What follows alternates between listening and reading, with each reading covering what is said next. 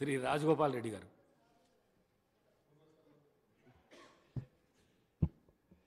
తెలంగాణ రాష్ట్ర శాసనసభకు జరిగిన మూడవసారి జరిగిన ఎన్నికల్లో మీరు స్పీకర్గా ఎన్నిక కావడము చాలా సంతోషకరమైన విషయం అధ్యక్ష. నిజంగా చెప్పాలంటే మేము ఈసారి ప్రభుత్వం వచ్చిన తర్వాత మీరు ఒక పొజిషన్లో ఉంటారు అనుకున్నాం. చాలా కష్టపడి పైకి వచ్చిన మీరు అంతకంటే ఇంకా పెద్ద స్థానంలో గౌరవప్రదమైన స్థానం వచ్చేసరికి ఇంకా చాలా ఆనందం కలిగింది. సంతోషకరమైన వార్త. మేమందరం అనుకునేది మా మధ్యన ఉండి స్నేహితుల్లాగా చాలా దగ్గరగా ఉన్న మీరు స్పీకర్ అధ్యక్ష స్థానంలో కూర్చుంటే చాలా సంతోషంగా అనిపిస్తుంది అధ్యక్ష.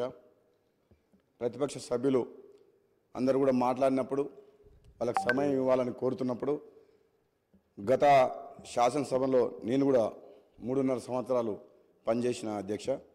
అప్పుడు సభ్యుల సంఖ్య ప్రమాణంగా తీసుకొని నిమిషానికి లెక్క పెట్టుకుంటూ మాటకు అడుగడుగున మాకు అడ్డంకులు ఉండేది అధ్యక్ష. కానీ అలా చేయమని నేను ఇప్పుడు చెప్పట్లేదు అధ్యక్ష.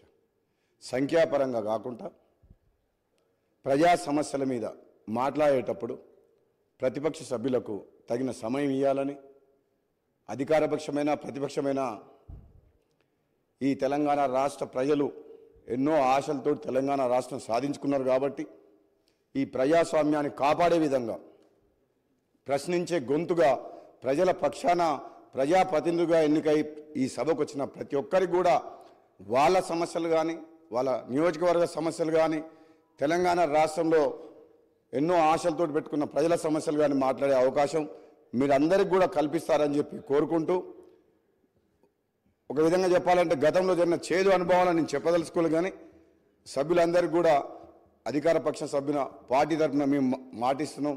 మీరు ఏది మాట్లాడినా ఎప్పుడు మాట్లాడినా మన స్పీకర్ గారి ఆధ్వర్యంలో ఈ సభ సజావుగా సాగేందుకు మా అందరి సహకారం కూడా ఉంటుందని తెలియజేస్తూ మీకు మరొకసారి శుభాకాంక్ష తెలియజేస్తూ దిగ్విజయంగా 5 ఏళ్ల పాటు ఈ పదవిలో ఈ రాష్ట్ర సమస్యల మీద అందరికీ మాట్లాడే అవకాశం ఇస్తారని చెప్పి తెలియజేస్తూ సెలవు తీసుకున్నాను అధ్యక్ష. Thank you.